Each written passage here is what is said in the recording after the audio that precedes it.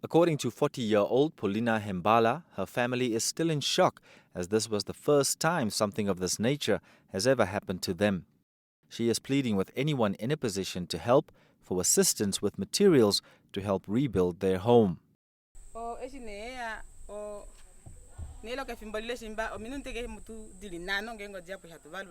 It all happened in a span of less than 5 minutes, and in the blink of an eye, everything was destroyed. This is the room where the children were sleeping, and the structure fell on them. Fortunately, they managed to escape without injuries. The other side of the kitchen, everything is also destroyed. We are therefore appealing to Good Samaritans to assist us with corrugated iron sheets or money to be able to rebuild again. Another resident, Sylvia Nangolo, says she just recently bought corrugated iron sheets to fence off her house before the strong winds completely blew away everything but a single room. That one room is now shared by 12 members of her household. I thank God. As you can see, this was a big disaster.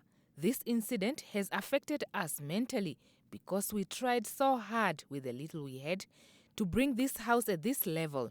We are appealing to community members to assist us with the little they have to at least have a shelter.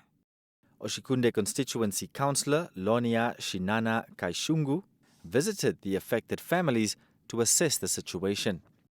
She equally called on businesses and individuals to assist the affected families.